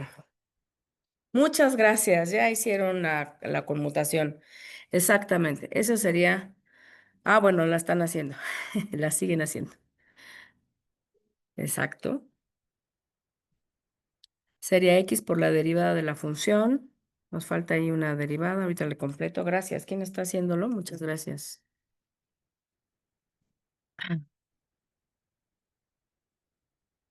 Eso, muchas gracias.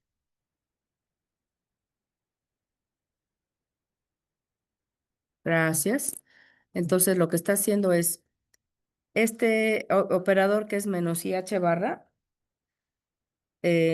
saca bueno, aquí faltaría una h barra, digamos, saca las constantes y pone x por derivada de f y luego menos, nos faltaría un más por ahí, quizás, ¿no? Aquí sería un más, ¿estamos de acuerdo? Por este menos de aquí y este menos de aquí. Ajá, muchas gracias. Qué bonito se ve, hasta se ven horribles mis letras con esto. Gracias.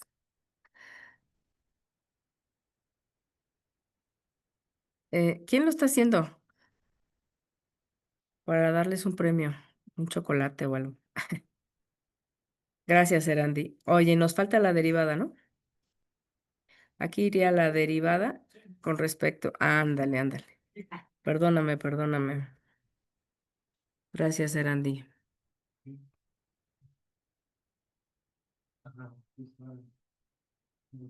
Ay, ya se hizo chiquito.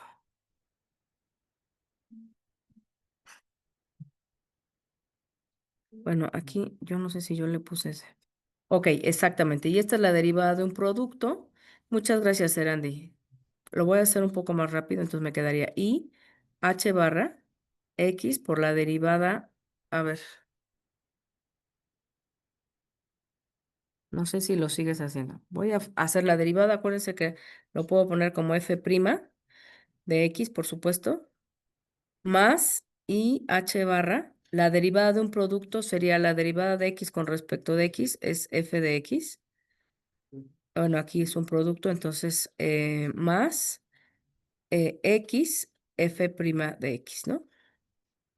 Y lo que vemos es que esto se cancela con esta parte de acá y lo que nos va a quedar es que el x conmutador con p aplicado a una función f me va a quedar ih barra la función f. Si yo quito la función f, si quito la función f de aquí, entonces me va a quedar que el conmutador pues es justo ih barra.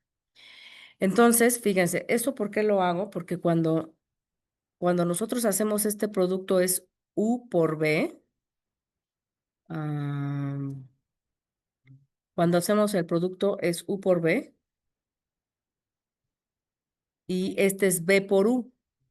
En caso de números o de funciones, pues conmutan, el producto conmuta, pero en el caso de operadores no conmuta y entonces tengo que poner cuál es el conmutador, ¿ok?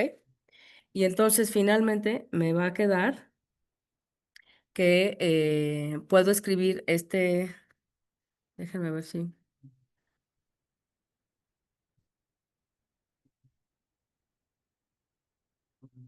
ajá, ay, puedo escribir, quiero irme a otra página y no lo logro.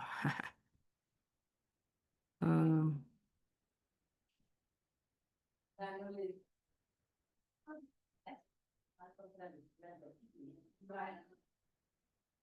H barra al cuadrado, gracias. ¿Cómo me voy a otra página? Ya me perdí aquí.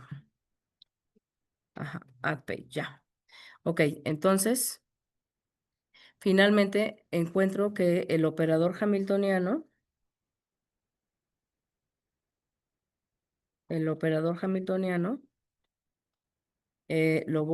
que es, ok, me regreso, que es h barra sobre 2m, ¿sí estoy bien? P cuadrada más m, aquí hay un cuadrado, ¿no? Omega x para el oscilador armónico, lo voy a poder escribir como P y P más m omega x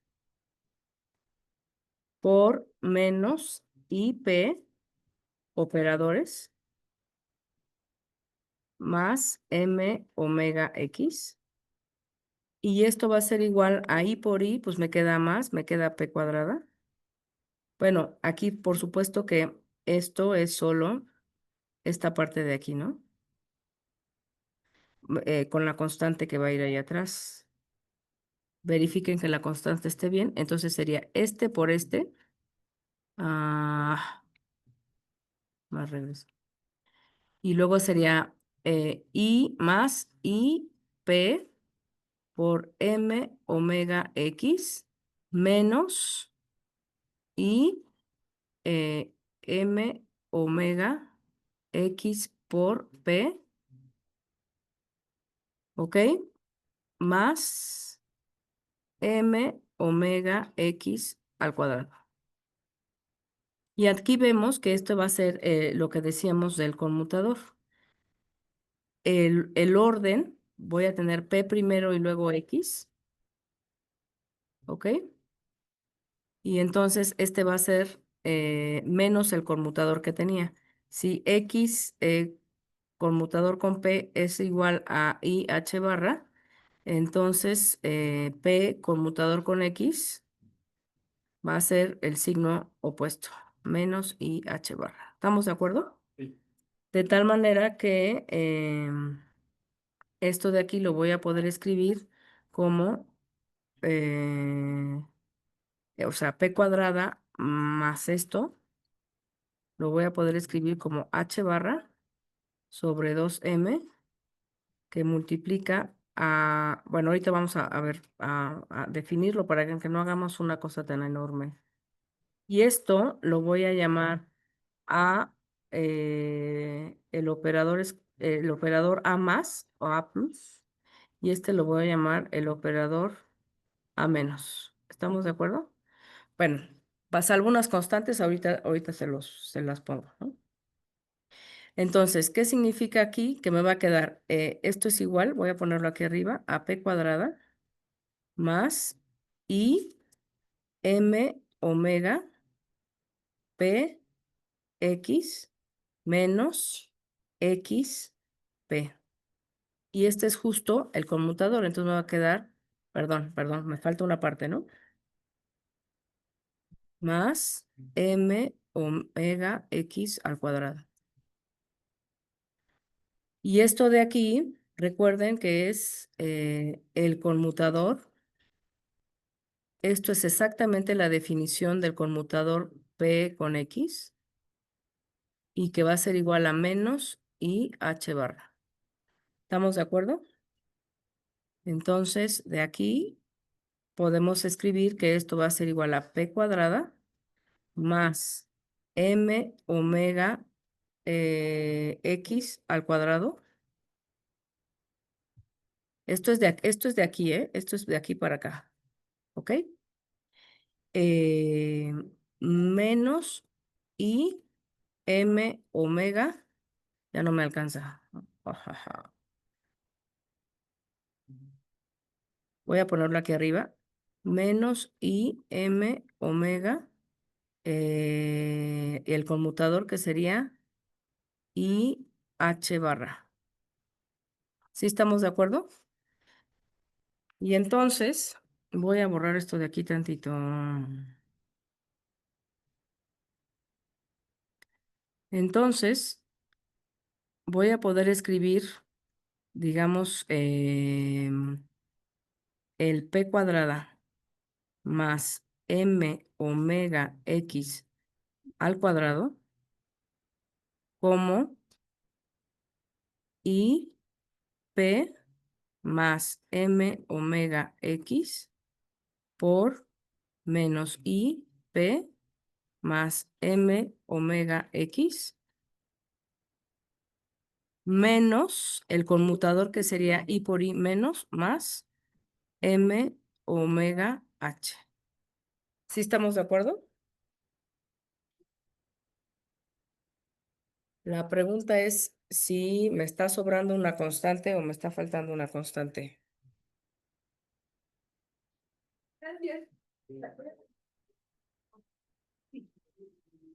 ¿Vamos bien? ¿Hay algún mensaje? ¿Sí se escucha? Yo, ok. Bien. Bueno, voy a pasar rápidamente a cómo se vería. Em,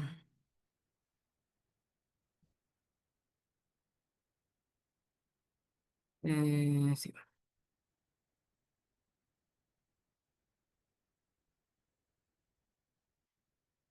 A ver, bueno, voy a regresarme a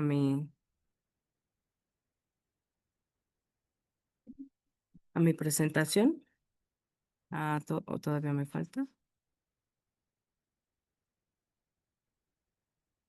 Nada más déjenme checar, es que veo unas constantes raras ahí. Ajá. Sí, sí, sí. La H ya está incluida en el P. Esto es lo que yo decía que está raro, ¿no? Aquí ya está incluida en el P. Todo lo demás bien, ¿verdad? Perdón. Exacto. Bueno, de tal manera que esto va a ser A, bueno, salvo unas constantes, porque aquí todavía me falta hacer unas constantes. Esto va a ser el producto de algo que va a estar asociado a más, a menos, ¿ok? Y entonces simplemente le voy a sumar esta otra parte. Y de tal manera que se puede mostrar,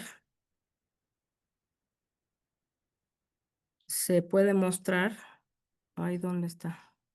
Voy a cerrar este. Y se puede mostrar que,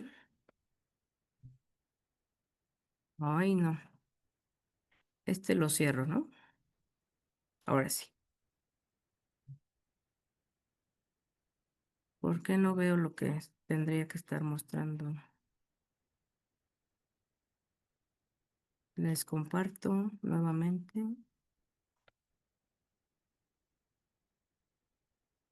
Ah, ya, ya, ya, ya. Ya lo entendí. Ok,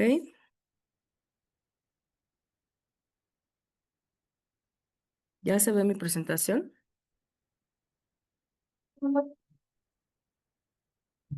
De tal manera que se puede ver que el operador hamiltoniano, salvo las constantes que nos faltaría revisar, pero sería el producto de estos dos operadores de aniquilación y creación, lo que le llamamos de escalera en este caso todavía.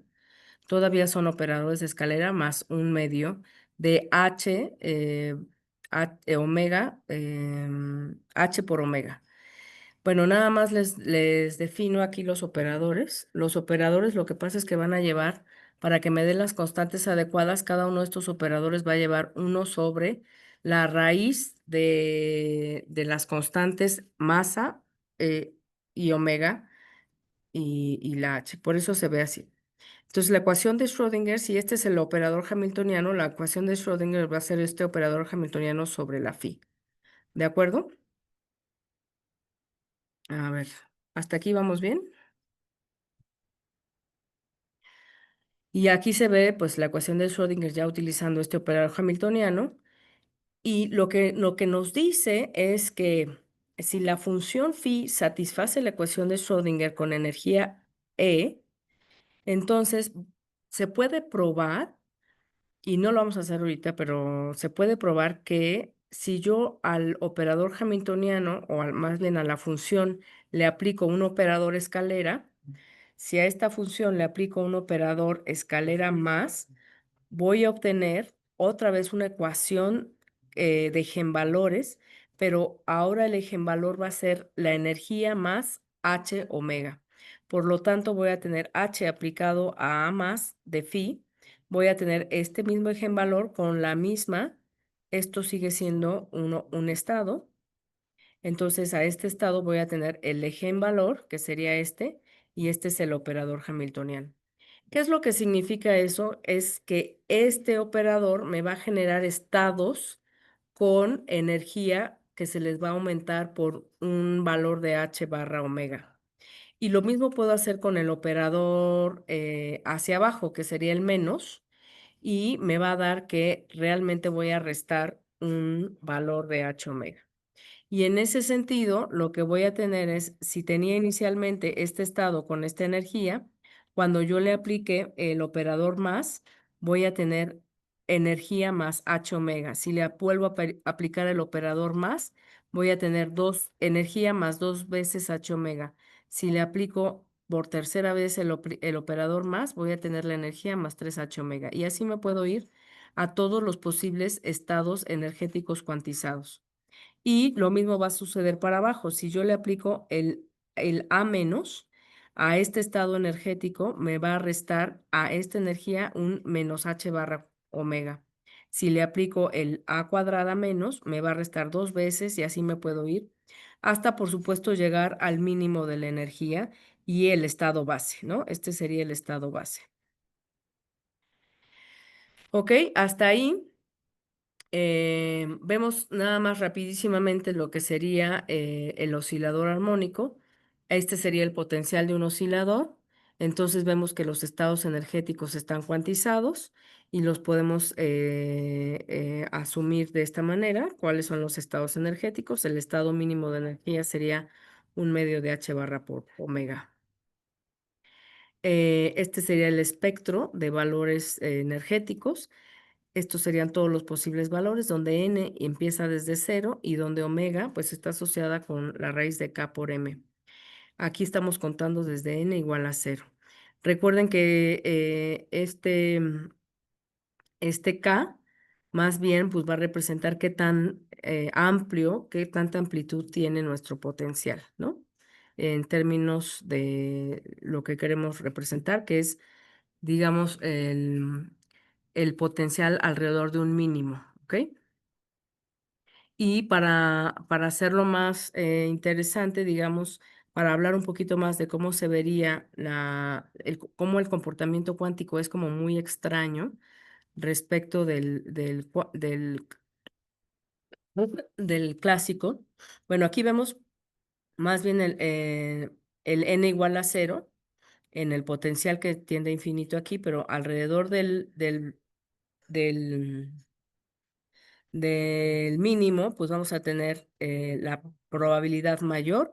Y bueno, aquí vamos a ver ya en términos de las funciones de onda, estas serían ya las soluciones, ¿no? De las ecuaciones. Eso se puede ver también con los operadores de escalera cuando solucionamos la ecuación, pero también desde la función de la ecuación diferencial de Schrödinger, vemos que estas funciones son los polinomios de Hermite y este estaría asociado al primer polinomio de Hermite. El primer estado excitado, fíjense que me va a dar una probabilidad mayor en un lado que en el otro. Este es el segundo polinomio de Hermite y el segundo estado excitado voy a tener esta estructura. Bueno, ahí la función de onda, claro que la probabilidad, acuérdense que es el cuadrado, entonces me sube, digamos, la parte negativa hacia arriba en términos de la probabilidad, ¿no? Aquí otra vez se ven cómo están los estados, la función de onda al cuadrado, pues me subiría esto aquí arriba, ¿no? Acuérdense que al cuadrado, pues sería positivo, igual esto, ¿no? La función de onda al cuadrado me daría positivo arriba y un poquito de mayor amplitud, de tal manera que tendría zonas donde es mayor, tengo mayor probabilidad. Estos en los tres estados, el estado base, digamos, y los dos estados excitados. Y ya comparando con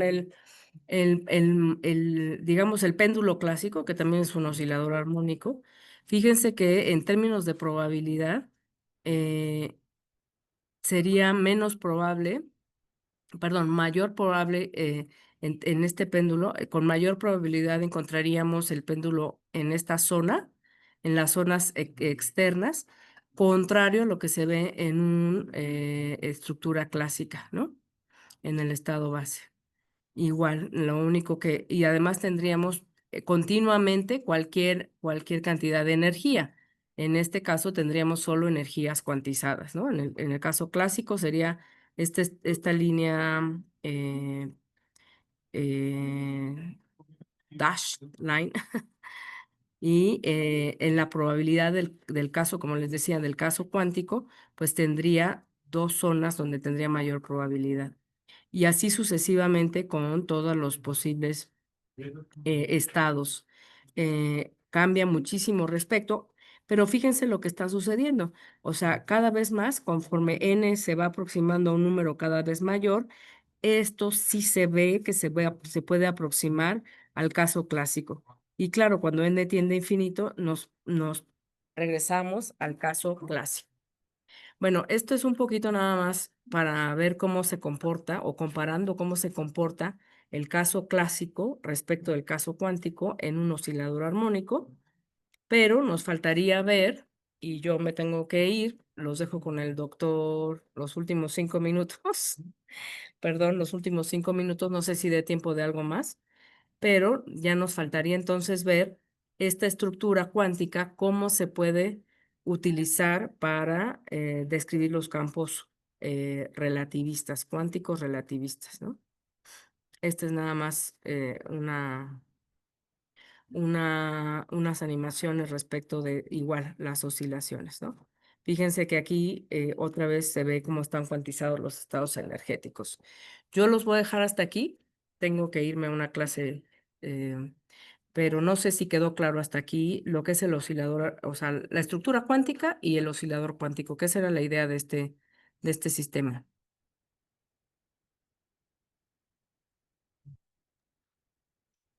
Muy bien. Laura dice que bien, Sara bien.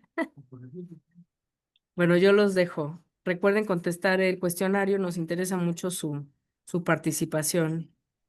Es un gusto siempre verlas, escucharlas y leerlas. Gracias a ustedes, Laura. Espero que haya quedado un poco más claro este asunto. Y sí, creo que no va a dar mucho tiempo, Frank, pero No, pues yo me despido y bueno, nos muy vemos bien. la próxima sesión. Bueno, Bye bye. hasta luego. Bueno, ya se tuvo que ir la doctora Melina, tiene clase. Bueno, ya nos vamos a finalizar y despedirnos. Entonces, lo que nos ha comunicado, lo que les ha comunicado la doctora Melina es una síntesis de lo que es la mecánica cuántica. La mecánica cuántica nos sirve para describir el mundo microscópico. Entonces, ¿cómo describimos el mundo microscópico? Que se comporta de una manera diferente a cómo nosotros experimentamos con nuestros sentidos nuestra realidad, ¿no? Entonces, se comporta de una manera muy diferente. No sirven ya las ecuaciones de Newton, no son posibles, no nos ayudan a describir el mundo microscópico, entonces por eso se ha generado una nueva ecuación, que es la ecuación de Schrödinger.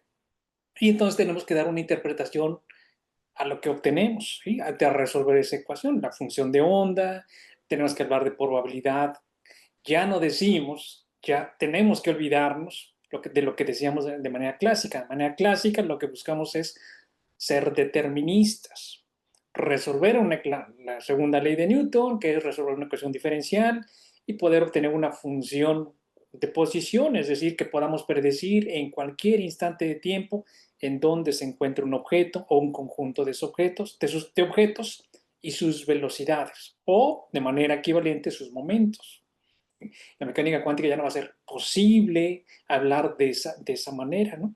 Y menos ser deterministas. Por eso eso está explícito en algunos de los fundamentos de la mecánica cuántica, precisamente en el conmutador de los operadores de posición y momento. Eso nos dice en otras palabras que no podemos conocer de manera simultánea la posición y el momento para los sistemas microscópicos. ¿Sí?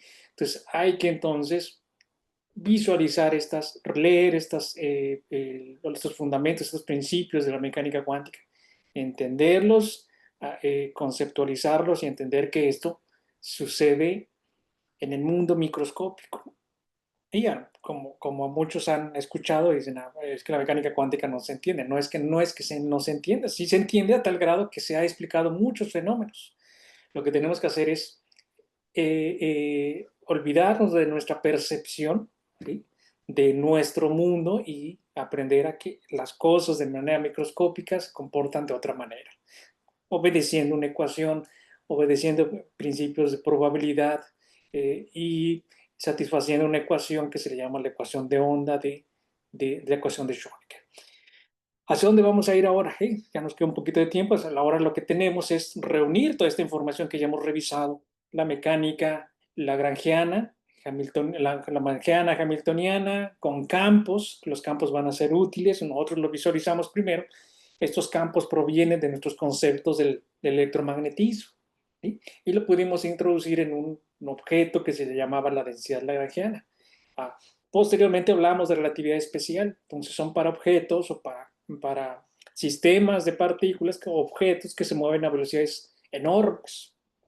Y ahora con este pequeño resumen que nos dio la doctora Melina, estamos hablando de el mundo microscópico. Entonces ahora queremos reunir el mundo microscópico con relatividad. Vamos a hablar de partículas pequeñas, el mundo microscópico, la región del dominio de la mecánica cuántica, pero además es que se mueven a una rapidez enorme, muy cercana a la rapidez de la luz en el vacío. Relatividad especial. Entonces hay que fusionar, ¿sí?, mecánica cuántica con relatividad especial y eso produce la mecánica cuántica relativista, pero eso no es todo. Tenemos que además cuantizar esta teoría y vamos a entender qué va a significar cuantizar. Y nos vamos a preguntar para qué necesitamos cuantizar. Y eso lo vamos a ver en la siguiente sesión. Vamos a dar algunas razones por las cuales requerimos hacer esto y vamos allá a proporcionarles esa idea de qué significa cuantizar una teoría. Ok, bueno, pues entonces nos vemos la siguiente sesión, que es el siguiente lunes, y les recordamos nuevamente lo que dijo la doctora. Por favor, denos retroalimentación, contesten esa encuesta, nos es útil. Recuerden que es para los posibles y potenciales generaciones futuras, o a lo mejor quieren volver con esas mejoras que ustedes puedan decir, a lo mejor quieren volver a tomar el curso el próximo año, entonces va a ser muy útil su información. Ok, bueno, les agradecemos el link de la encuesta está en ¿cómo se llama? En esta plataforma. Yo ahorita le pregunto, sí, exacto, gracias, Telegram, en Telegram, gracias. Muchas gracias a Laura, ¿no? Muchas gracias por recordarnos. Está ahí en la plataforma, por favor. Les agradecemos mucho y bueno, nos vemos la siguiente sesión. ¿Ok? Que tengan buena tarde a todos. Nos vemos. Hasta luego. Hasta luego.